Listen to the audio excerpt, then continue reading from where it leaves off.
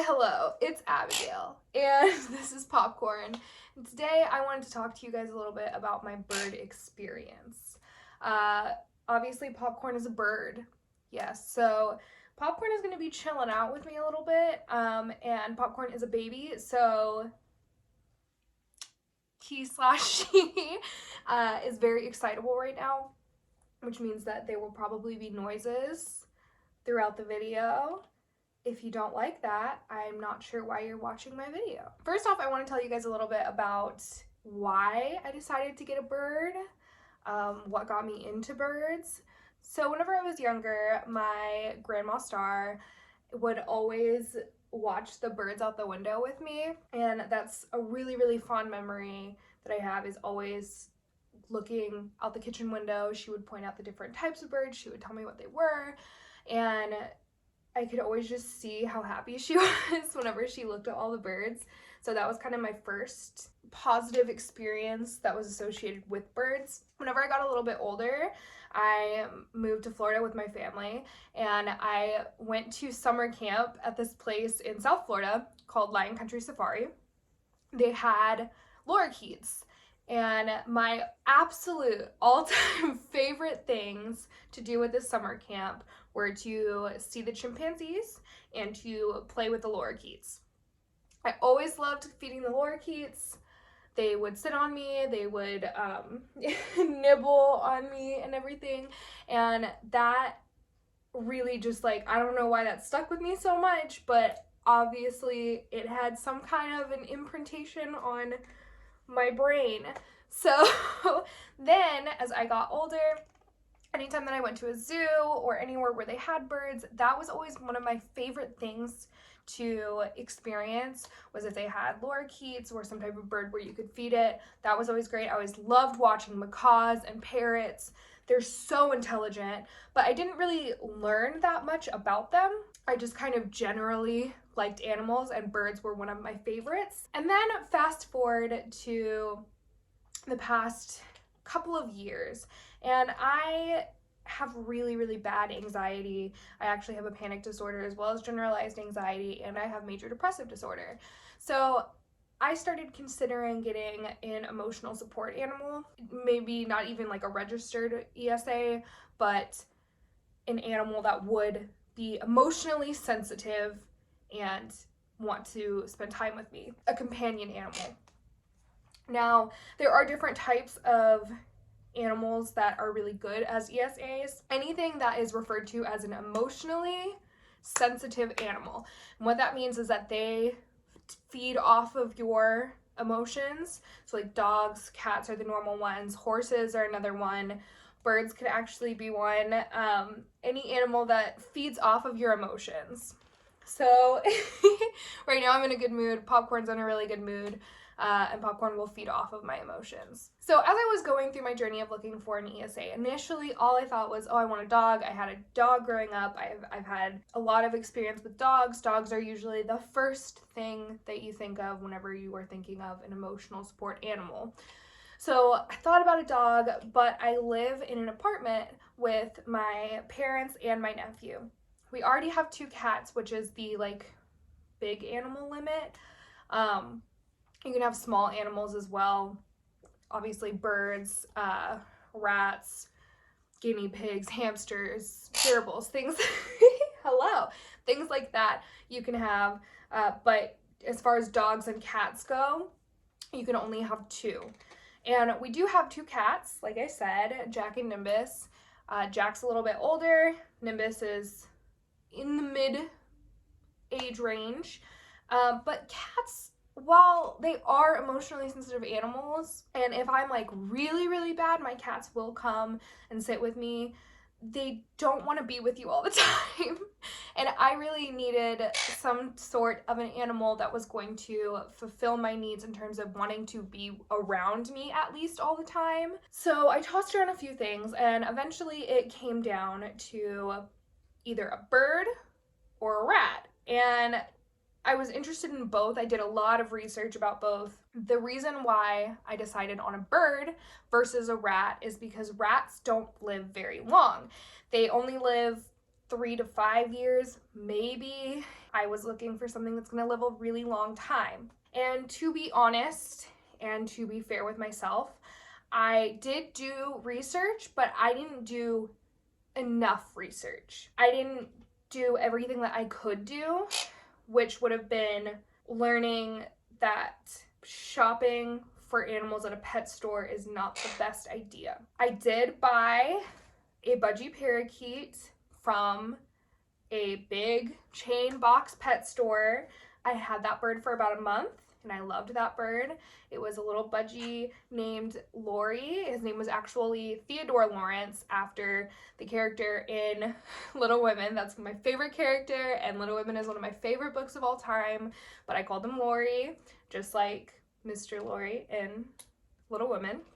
And I will insert a picture here. Exactly a month and 1 day after I got Lori, I came home to find Lori dead in his cage.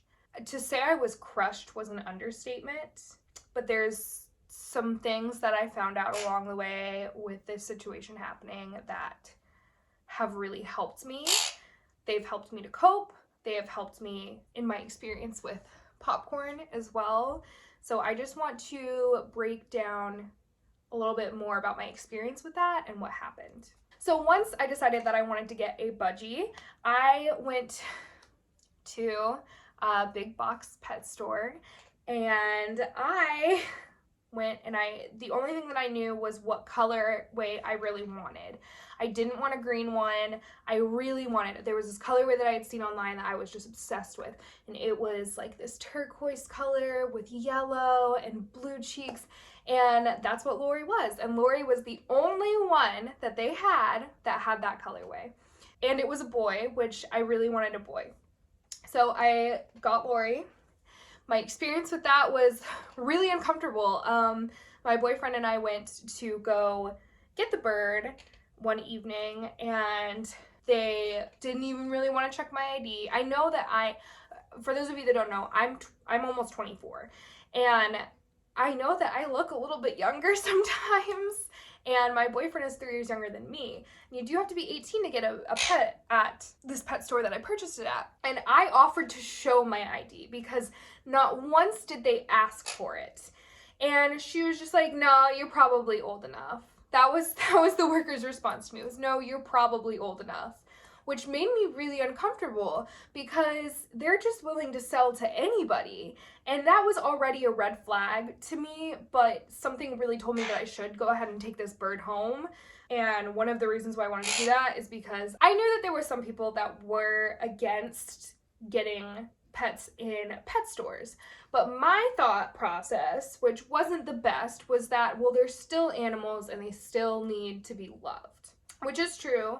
They do still need to be loved, but there are some things that can really go wrong in that situation, which happened to me. So whenever I got Lori and they put it in a really small box. Now, budgies are really small birds, but they put it in a super tiny box, and she just said, sorry, we don't have any bigger boxes, which also made me uncomfortable. Just seeing the treatment and the fact that they didn't really care. And then the last thing that they said to me was they have a 14-day warranty on them.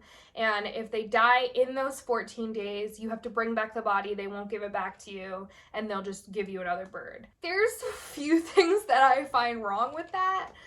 First of all, the fact that they are like, we're not going to give you the body back. That upset me because some of you that have pets that have passed on may know that a lot of times you want to do something with the body, whether that be cremation or burying, and the fact that they're just like, we refuse to give you a replacement bird unless you leave the body with us. That bothers me. It bothers Popcorn too.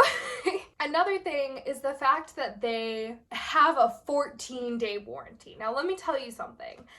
14 days is such a short amount of time. And Lori passed away outside of that 14-day window, obviously, but it was only a month and 1 day. And to be really honest with you, a bird's gonna take time to acclimate to its new surroundings. And there's a lot of things that can happen in the first month totally, but in 14 days, you're not really going to necessarily know if something's wrong because your bird is already going to be somewhat stressed and trying to acclimate. Like I said already, a month and a day after I got Lori, I came home to find him dead. It was really upset. It's still very upsetting to me. It was a loss that was so unexpected that I really just did not know how to deal with it. I really didn't. It was a loss that I really just didn't know how to deal with at all. It was so unexpected to me that it just blew my mind because I had only had this bird for such a short amount of time. There were some signs that I learned about later that Lori was displaying, but as somebody who did a little bit of research, I still didn't know enough.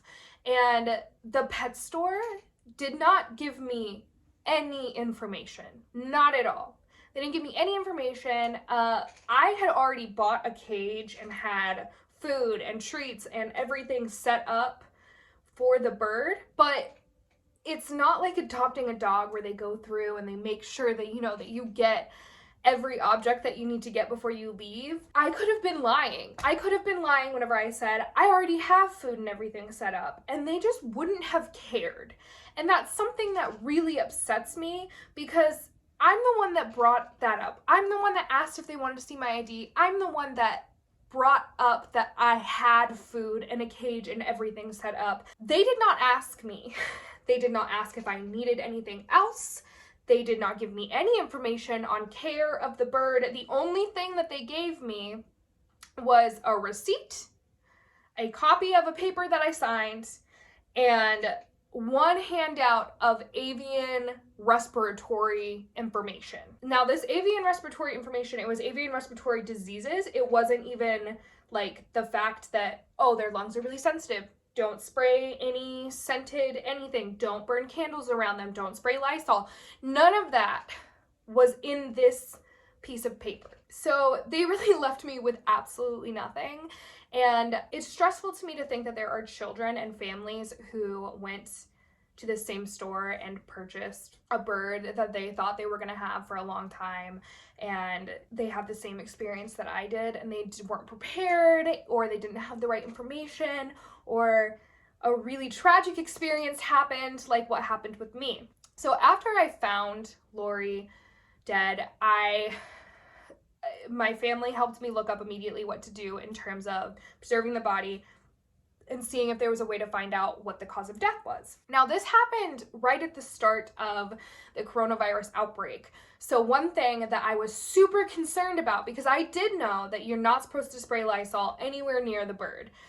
Birds have very sensitive lungs, and any sort of aerosol spray, that can cause them damage, and it can be deadly to them, like fast. So I was super concerned because while I hadn't been spraying any Lysol, using Lysol wipes in my room, my mom and family had been spraying the mail and packages that came in with Lysol near the front door. And I knew that was far away, but I was still really concerned, and I couldn't think of anything else that would have happened. Lori was still eating regularly. He was still drinking water. He was still very active. He wanted to be around me all the time, all the time. Even though I only had him for about a month, he wanted to be on me, physically on me all the time. He wanted to be right with me. I was working, and as soon as I would come back from work, he would be on the cage door. He would hear me come in. He would be ready to come out. He was like, it's my time to spend with my mom. That bird got such an attachment to me so fast. Within the first day and a half, he was laying on me. I was really concerned about what the cause of death could be. And I really did think it was Lysol at first. Whenever we called the vet the next morning, because I had not even taken Lori to the vet yet. I didn't think there was a reason to take Lori to the vet, which that is on me. I'm gonna accept that was on me. You want to make sure that whenever you have a bird, you take it, whether it is dead or alive, to an avian and exotic animal vet. Most of the time, a normal veterinarian is not going to know all of the information that they would need to treat any possible illness or injury or anything like that for your bird. So you really want to make sure that you go somewhere that they know exactly what they're doing. My mother found an avian and exotic animal vet, and she called them, and even they were like, you know, with budgies and with everything going on, it's probably some sort of a respiratory issue. It can cause them death really fast. So I went in prepared for them to be like, Lysol killed your bird. That was not the case. Instead, what happened is we had to wrap the body in paper towels, put it in a Ziploc bag, and put it in my fridge overnight because this happened at night, and wait until the next morning. The next morning, I took the body. We drove, it's like 45 minutes to this avian vet hospital. They did what is called a necropsy. Now, a necropsy is very similar to like an autopsy for humans. It's basically a way to find out the cause of death in most cases. Now, the thing is, if you ever have a bird pass away, in order to do a full necropsy, the body cannot have started to deteriorate at all. You have to immediately, as soon as it's dead, put it in paper towels and put it in a Ziploc bag. Sorry if this sounds a little bit gruesome. I'm just trying to share knowledge that I learned. God forbid anything happens to anybody else's birds or animals or anything, but this is knowledge that I did not have prior, and I do not want anybody else to go through the trauma that I went through, and also the trauma of not knowing. Now, I have no idea how long Lori was dead for, to be really honest. I came home from work and he was already dead. My family said a few hours prior he was singing and talking like normal, so I'm not sure how long he was dead for. But basically, they were not able to do a full necropsy. They were only able to do what they could at the vet's office there. So they did it immediately. As soon as we got there and we sat in a room, the vet came back, and first thing out of his mouth said, "Why did you feed this bird so much grit?" Now, I did not know what grit was, so I asked, "What is grit?" Well, for those of you that don't know, grit is essentially little rocks. That's honestly what it is. Grit is essentially little rocks. They feed it to chickens, certain type of birds, to strengthen their gizzard or their stomach for digesting food. Now, parrots really don't need grit. For the most part, most parrots don't need grit, especially little budgies. Budgies do not need grit. It's not good to feed it to them. The reason why you don't want to feed grit to budgies or budgie parakeets is because it can become impacted in their gizzard. And that is exactly what happened to my bird. The vet told me that Lori had so much grit impacted in his gizzard that it was like wild. He had not seen something like that before. There was so much impacted in the gizzard that Lori was not digesting his food properly. The other thing that happened as a cause of all that grit stuck in his gizzard is that he then got a big pocket of pus on his liver. So that was also causing issues with digesting. And essentially, this pocket of pus from the grit that was impacting his stomach is what killed him. On one hand, it was a relief to hear that there was nothing that I did to cause the death of this bird. But on one hand, it was a relief. On the other hand, we then had to figure out that, well, I didn't feed the bird any grit, so where did the grit come from? Well, either the breeder that the pet shop got the birds from, or the pet store itself was feeding these birds all this grit. Either way, one of them fed my bird so much grit that it was impacted over a month later.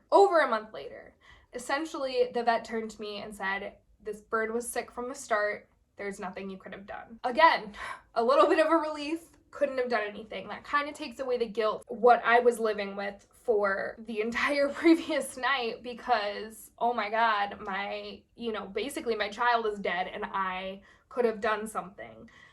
No, there was nothing that I could have done. He said, even if I would have discovered that something was wrong and kind of seen these signs, there was nothing that they could have done.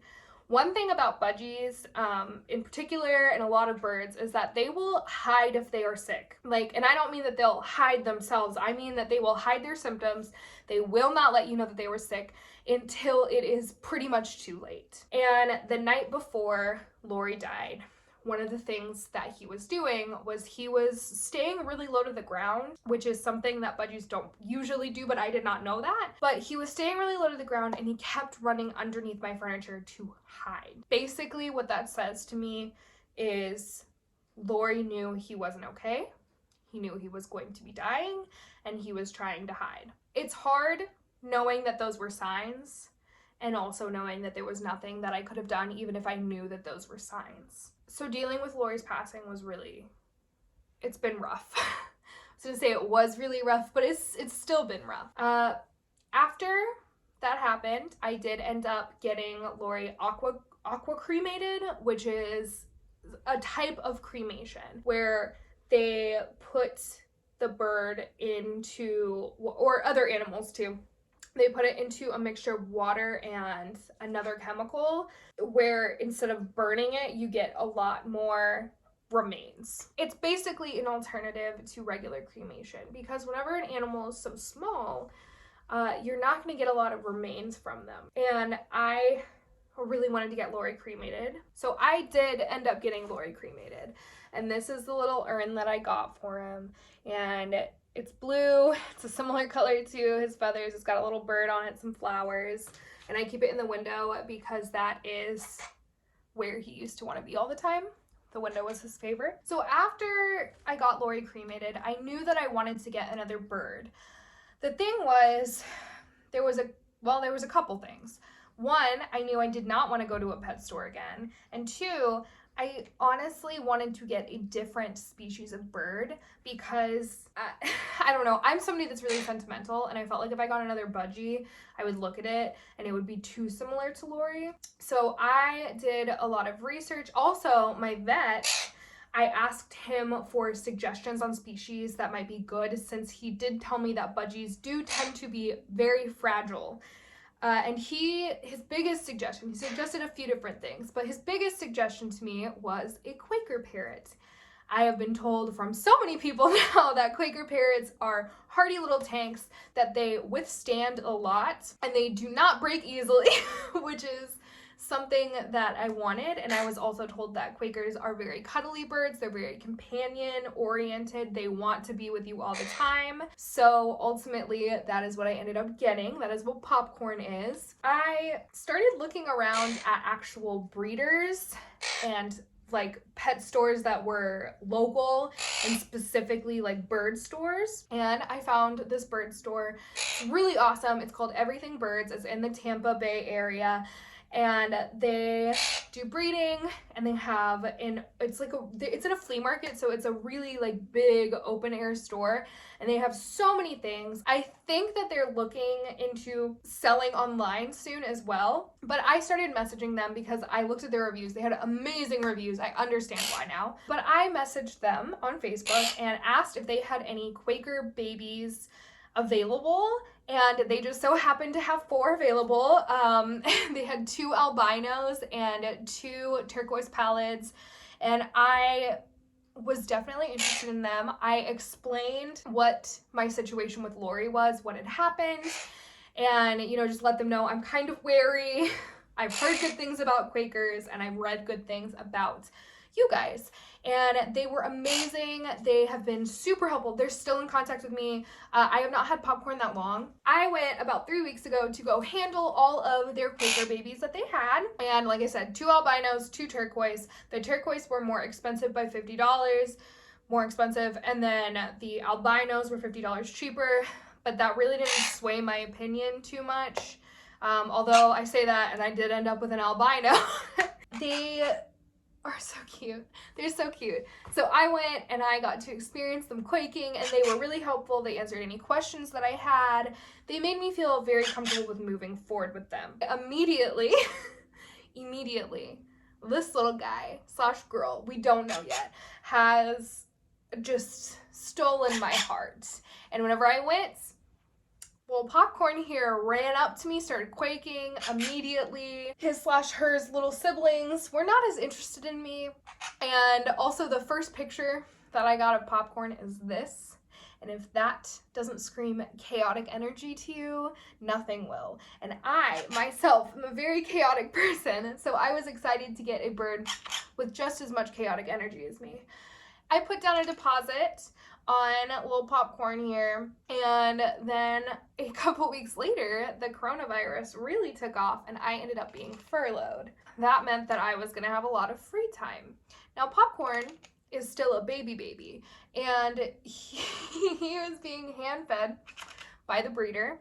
The breeder had kind of suggested to me that if I wanted some extra bonding time with my bird, that I could take over hand feeding, and that Quakers are very easy to hand feed, which is true.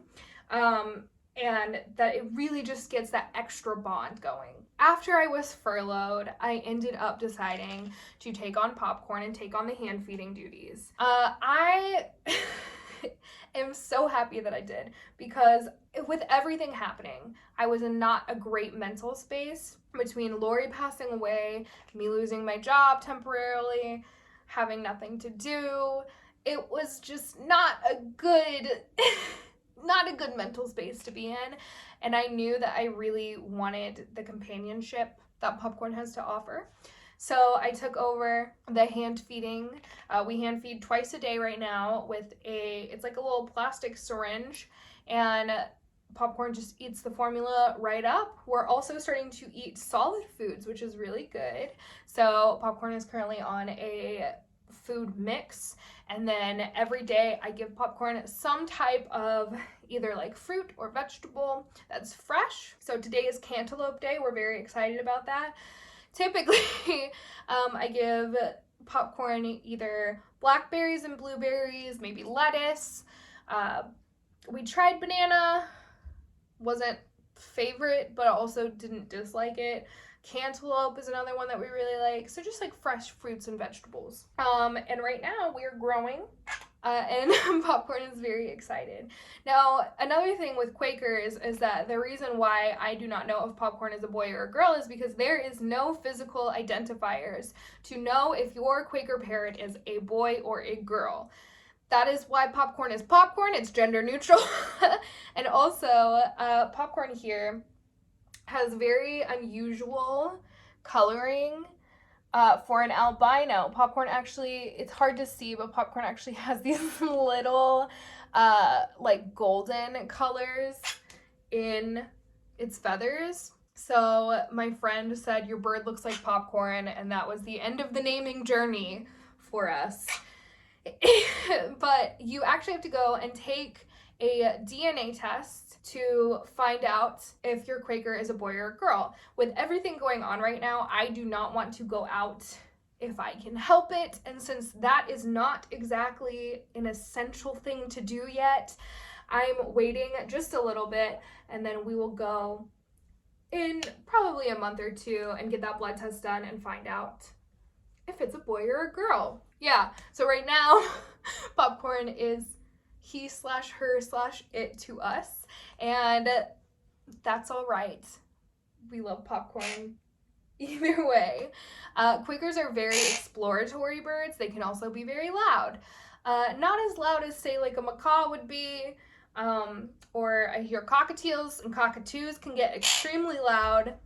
This is about as loud as Popcorn gets. There are a variety of different noises that Popcorn makes, and one of the things that Quakers are known to do, especially Quaker babies, is quake whenever they are excited, which is like a violent shaking motion and flapping its wings very excitedly. And Popcorn has been definitely doing that a lot lately. So yeah, similar to that, that was a light quake. Whenever it's feeding time, especially nighttime feeding time, we go a little crazy.